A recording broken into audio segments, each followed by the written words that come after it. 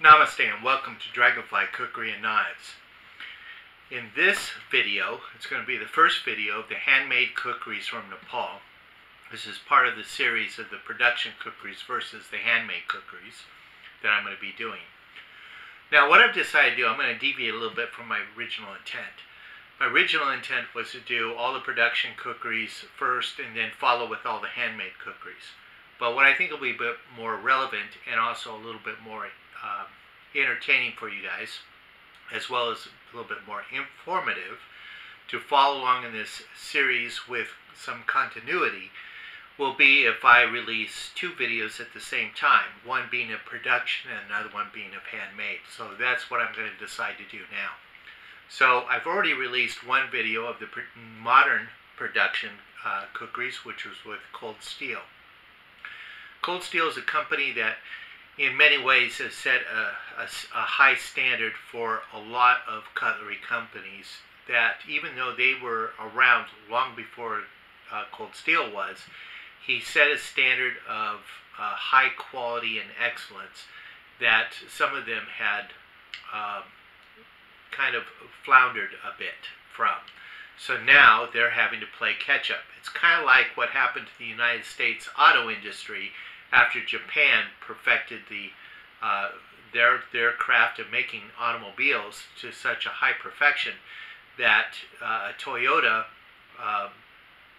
for instance, a Toyota truck could be have over 200,000 or 300,000 miles on it and still be running because it's so well made.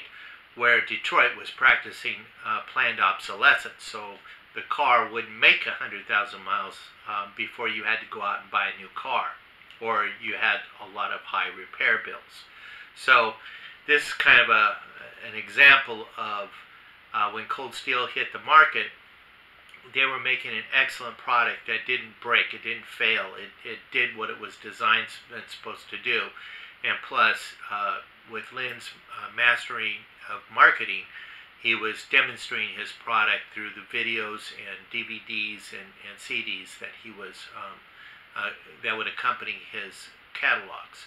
And this was before the internet, before YouTube and Facebook. So, you know, your social media line. So the company that I'm going to be talking about today in this video is going to be another one who sets a standard, and they're the ones who set the standard for the handmade kukris being marketed to the United States consumer, and that company is Himalayan Imports.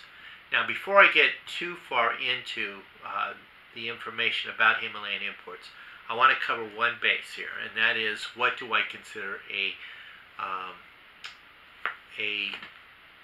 tourist grade kukri?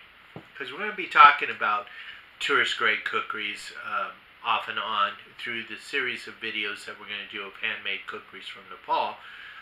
That's going to come up quite a bit, because a lot of people will refer to certain kukris just because they're a cheaper kukri as being a tourist grade, and in some cases they may fall in that category.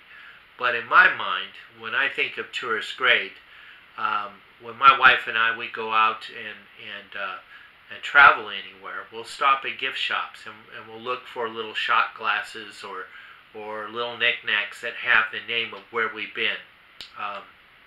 And so we look for those things, and then that goes on the shelf that is for our knickknacks for places we've been. Well, a tourist grade kukri to me is a kukri that's going to serve that purpose. The very first kukri I ever purchase and own is a kukri that I actually acquired at the Grand Canyon. Grand Canyon is not a place where you would really expect to find a kukri, whether it be made from Nepal or India or anywhere else. Grand Canyon is Grand Canyon. If anything can be associated with the Old West, you might see a bowie knife there, or other types of knives, but not a kukri. Well, I was probably about 15 years old. We went backpacking, and on the way home on the trip we stopped to see the Grand Canyon. And I went into the shop, and they had a little display stand where the owner of the shop had some of his old cutlery for sale. Among that was this kukri. Now, this kukri being the very first kukri I ever owned, is also what I would consider a tourist grade kukri. Why do I say that? When I bought this, and why this gentleman was willing to sell this knife to a kid, was the fact that it didn't have cutting edge at all. It was very, very dull. You could run your finger on the edge and it wouldn't even leave a mark. Okay, so it was never designed with the intent to be used. It looks like a kukri, is shaped like a kukri, about the size of a kukri, but never intended to be used. It was meant to be put on a mantle or on a shelf, a bookshelf, showing what a kukri looks like. Not necessarily is a kukri, but what a kukri looks like. Now it has decorations on one side with little,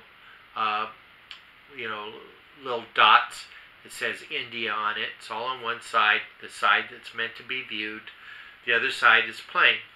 They did put like a little bit of a hollow forge in here to kind of show that it might be a Duchira, to kind of just give some of the idea of what went into a kukri.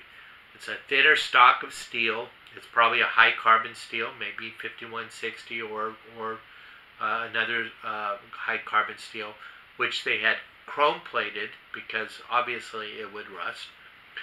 And they did put buffalo horn handle on it, but it's a very small handle. Now, for a kid, this is perfect size. And for me, who have relatively small hands, for a Westerner, it does fit my hand still fairly decently. However, it is a bit too small for most Westerners. Very small, but a real buffalo horn handle. It has what they might call white metal, but it's actually more like aluminum, bolster and butt plate. Butt plate's supposed to have the Indian lion head on the pommel there, but it looks more like a blob. So this wasn't a very well crafted tourist kukri, but it is the size of a kukri, and it is definitely a kukri shape and everything. So it's a good representation of what a kukri is. Now, as a kid, I took it to a cutlery shop and asked them if they would grind an edge on it, which they did. And I got it sharp enough to where I almost took the tip of my finger off. So it does take an edge. However, it's a very soft steel, so it doesn't hold an edge very well. It's probably roughly around the mid-40s or maybe high 40s in Rockwell rating. So it's not going to last very long on the edge there. You're going to be constantly resharpening it because it really wasn't made with the intention to be used. It did come with this leather scabbard, and it came with little bitty Carta and Chakmak, which were completely unfunctional at all, and I've long since lost them. So, first kukri I ever owned was a tourist grade kukri. That's a tourist grade kukri. Now let's get back to Himalayan imports, the real stuff, the real deal. The founder of Himalayan imports is Bill and his wife Yengdu Martino. Now Bill served during the Korean War in the U.S. Navy. He is also has 20 years of experience as a flight test engineer. He was also a pilot and worked for companies like Boeing. And then he also was a person who had a tremendous interest and studied Oriental religions. So he was very interested in visiting the Himalayas and India, and in particular Nepal, to go to, in Nepal he probably wanted to venture off into Tibet and some of the regions that were close to Tibet, which Nepal was right on the border of Tibet. And his primary interest was Buddhism. He wanted to learn more about Buddhism, and he wanted to go to the source. So he decided to join the Peace Corps as a volunteer, and he went there and did service. And while he was there, he also was able to contact some good teachers who were able to instruct him in Buddhism, and later became a Buddhist himself. He met his wife, Yangdu, and they got married. Now, his father-in-law, Young Do's dad, was a Gurkha who had served in the Indian Army with the Assam Rifles, which is the 4th Battalion Company. He was a rifleman and a lance corporal. He served during the time of 1952 to 1957, and he served on the borders of Pakistan and Bangladesh and also Kashmir. Now, as he puts it, thank goodness he never had to kill anybody. But those were very dangerous borders to be placed on, because there was constant hostility. Even to this day, there's still a lot of hostility there between the Indian government and the Pakistani government and Kashmir and other places. When Bill and Yang Du decided to start their business, the first commies that they approached were making tourist-grade kukris. And it was very difficult for them to get a product that they could really introduce to the West. And that was kind of their goal. So what they did, the problem, the frustration they were encountering with the commie that they were running into, they'd either make the handles too small or they make a decent blade, but the scabbards were pretty bad, and so they couldn't get a really consistent, good product until they found this one particular commie.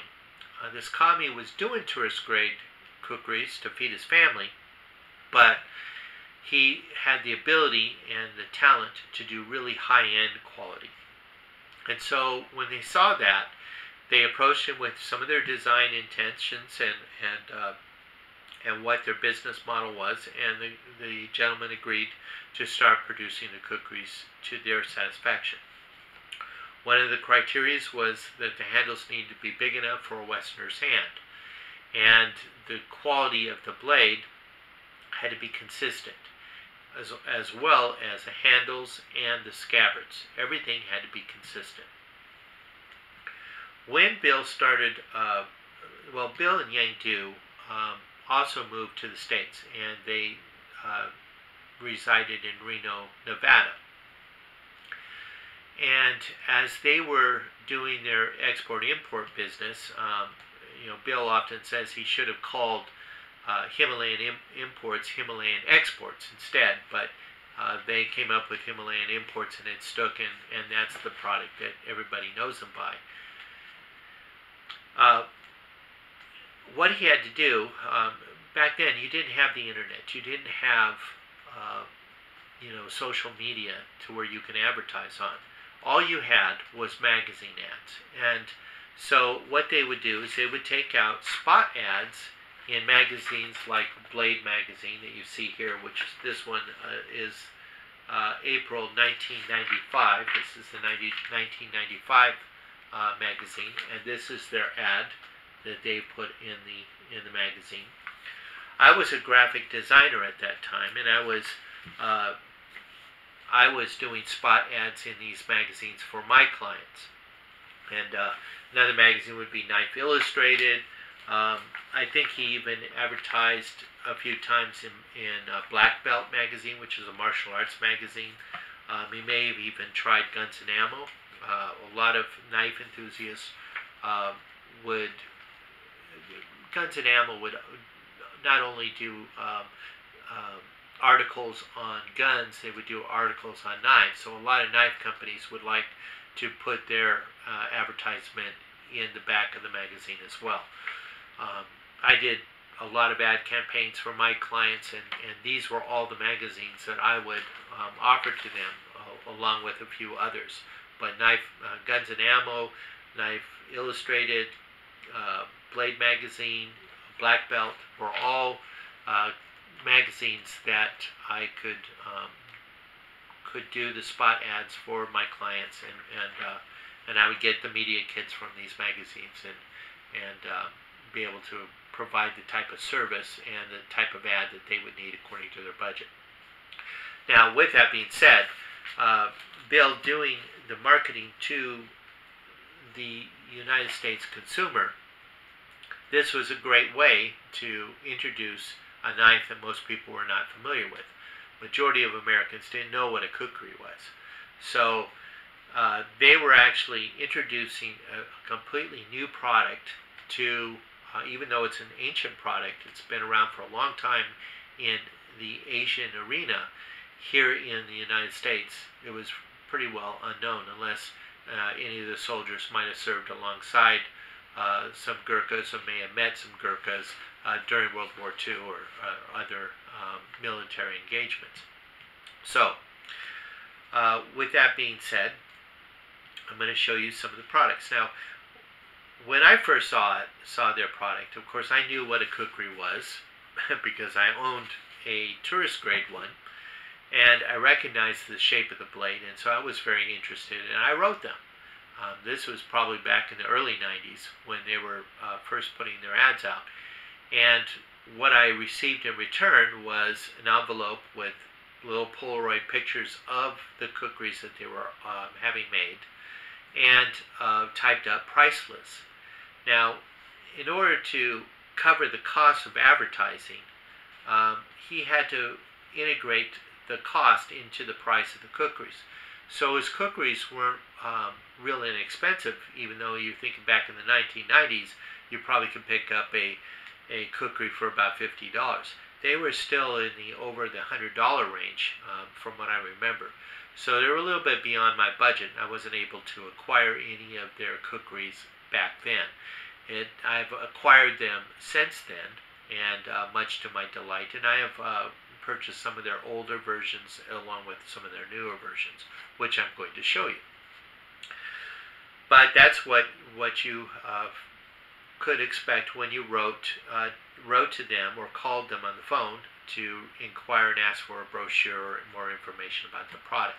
Now they've been around for a long time, and they have a very user-friendly and a very beautiful website that you can go to that's filled with information about Bill and Yangdu and all the different commies that work for them and all the different products that they've done. They even have like archived photos of some of the projects that they've done for other people that are not necessarily being offered now. Not to say that you couldn't order them, but they're not. You would have to call them and find out what the price would be in order to get that particular knife or kukri that they do make. And a lot of Westerners have, through their trust in the quality of their product, has given some of their own designs, and they have made those different knives and swords to those customers' specifications, handmade in the same traditional way that the kukris are. But when Himalayan Imports was able to penetrate the Western market and introduce the kukri to the American consumer, because it was a Himalayan Imports kukri that they first held in hand, this set the standard. This is what people expected. If I'm going to buy a kukri, I want it to look like and feel like and be like Himalayan Imports. Now, this is one of the kukris that you could have expected if you would have purchased from them and have it handmade and shipped to you from Nepal. This is the quality that you could expect. Now, this particular one is patterned after the BSI of the 1950s up to the 1980s or early 1990s. And it has the nice curved top. It has a slight hollow forge to it. It's a very chunky piece of kukri in that it has a very thick spine that tapers just a little bit towards the tip, but not by much. And it's more than 5/16 of an inch thick. It's a very thick, heavy piece of 5160 high carbon steel. Now, the steel that they're using, of course, is probably from a Mercedes-Benz or BMW.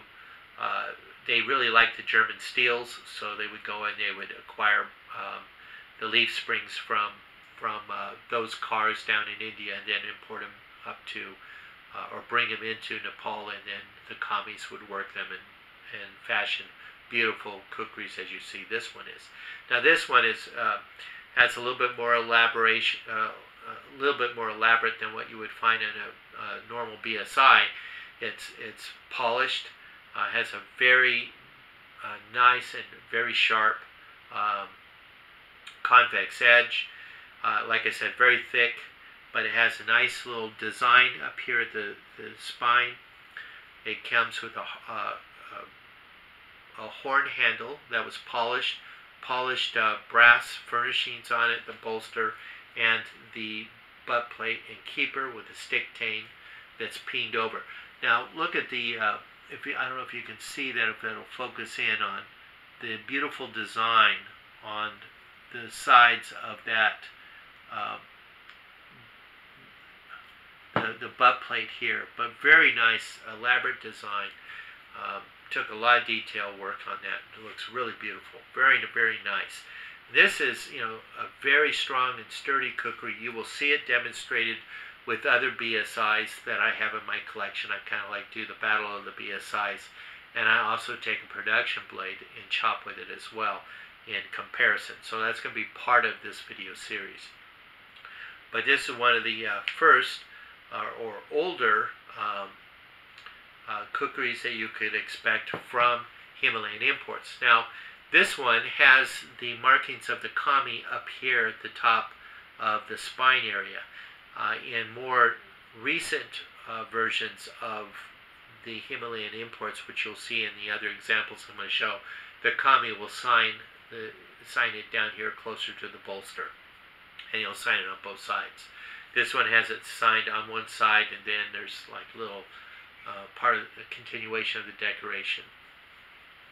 Now it comes in a scabbard that is a little bit on the chunky side, only because it has to fit a very thick kukri, but it's a very good quality scabbard.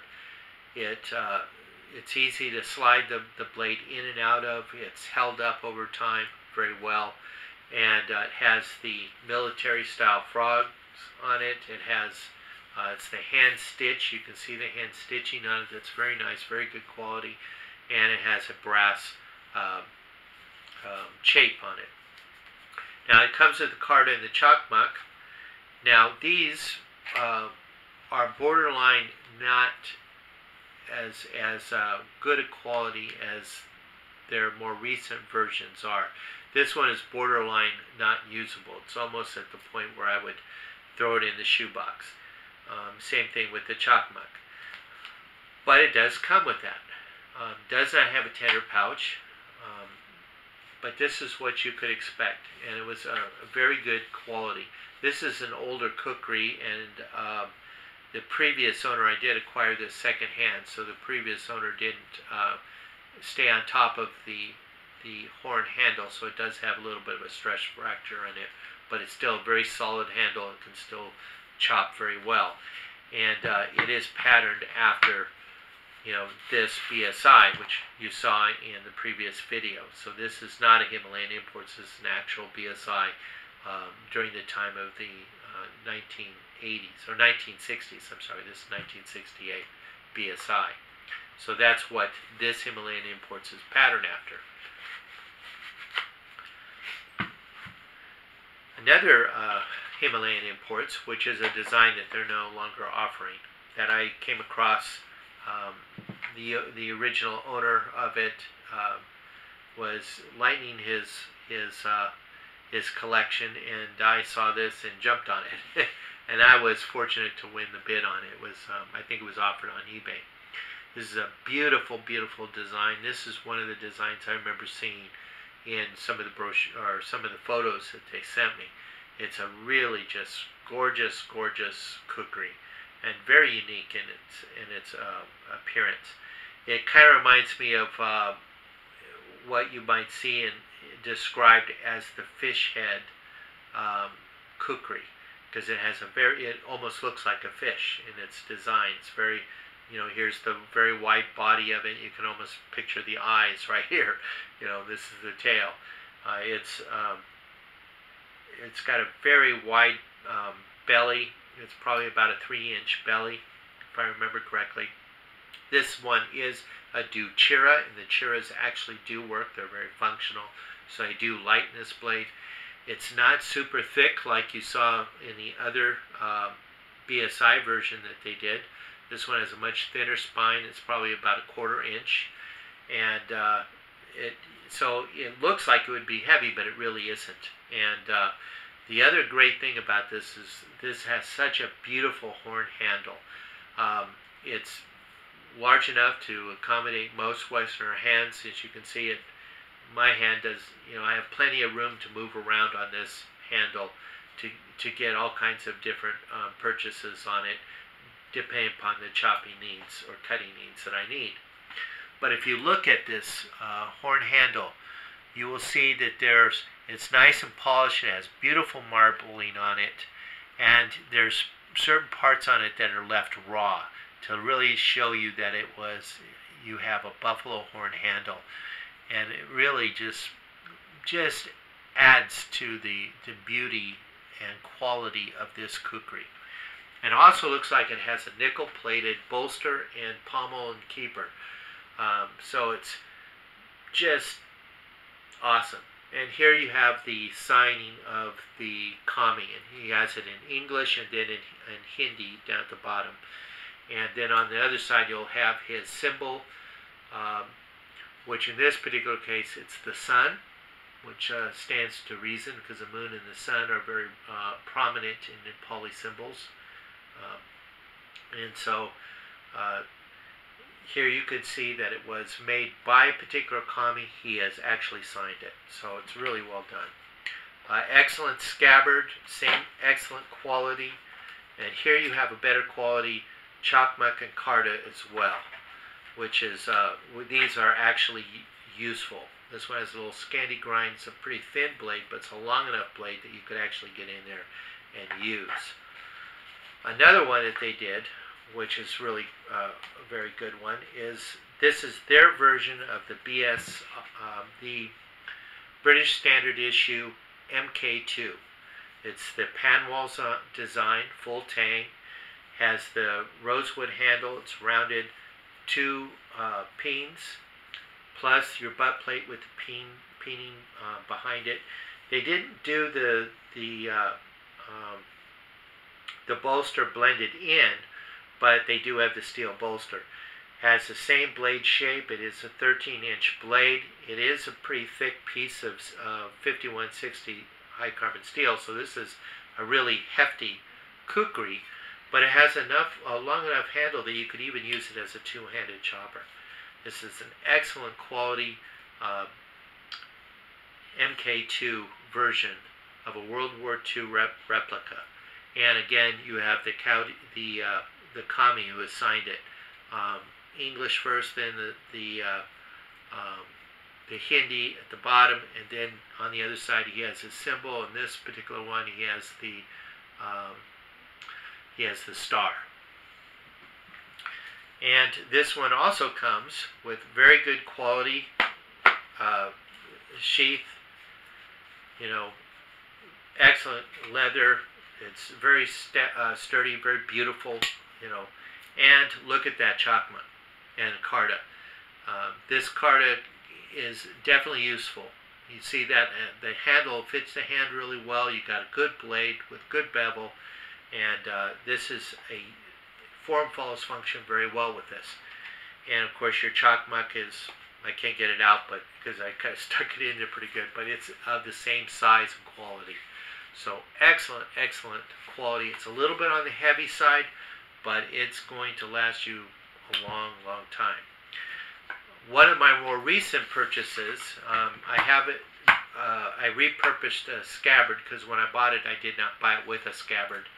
And I bought this actually last year from Himalayan Imports. And this one is kind of a BSI style. It's more of a villager style because it has the raw finish to it. It's blackened on the side to prevent the rust. Satin finished spine and beveled edge for cutting. And it's a pretty thick piece of 5160. Blade length is probably about 10.5 inches with a belly depth of about 2 inches. And the handle is, of course, 5 inches. It's what you would call raw finished wood, in that it's not sanded and polished really perfectly, but yet it's still extremely comfortable. I mean, you're not going to get splinters using this. Really, really comfortable in the hand, and this is an excellent chopper. I really love using this Kukri. It's just, it's great. And again, you have the kami who put their personal touch, so you know it was handmade by a kami, and this is the particular kami who did it. You can go on their website and find out who that actually is. And his symbol is what looks like to be maybe a cow's head or maybe a dog's head. I'm not sure what the animal it is. That's his symbol that he's chosen to put on it. But very, very, very good quality. Himalayan imports are the ones who set the standards. So now when you have companies or Kukri houses, that, once the internet starts blossoming and being used quite a bit, and you have eBay and you have Amazon, who a lot of the commies now have gone to sell their products. A lot of them, when they started producing their product and bringing it to the United States, they were trying to make a Kukri to the standard of Himalayan imports. If they could put a Kukri out that was what the American consumer would expect to be a really great Kukri, a really great knife, this is what they expected. They expected it to be thick and heavy and sturdy and strong, that could that was basically a workhorse in a tank. You were going to carry this Kukri and use it out in the field, building your shelters, splitting your firewood, doing everything you need to do, and never have fear that it was going to break on you or fail you in any way, shape, or form. And Himalayan imports definitely met that need, and they set that standard. So any of the commies that started coming into the United States to advertise their product, they were trying to imitate the Himalayan imports. Hence why you see a lot of the Kukris that are introduced here being very thick, very heavy. It's because that's what the consumer, American consumer, learned to expect from the Himalayan imports, the guys who set the barometer. They set the benchmark right up here. This is where you need to be. So that's Himalayan imports. They do an excellent product. You can still purchase from their website. You can give them your designs if you want something uniquely finished. You can even ask for a particular kami.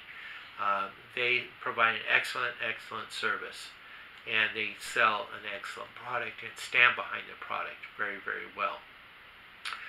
So the next one that we're going to be doing will be probably one of the more budget-friendly Kukri houses, and that will be Ex-Gurkha Kukri House and GKCO Kukri House. Those two Kukri houses we're going to talk about in the next Handmade Kukris from Nepal series that falls in the series of the production versus handmade Kukris. I hope you enjoyed this video. I hope it wasn't too long. Please like and subscribe on my YouTube channel, and also if you have any questions or want more detailed information about the Kukris that I showed or about Himalayan imports, please message me on Facebook at Blue Dragonfly Trading Post. Also, please visit my website at dragonflykukriandknives.com. Thank you very much for watching. Namaste and God bless. Stay tuned for the next video.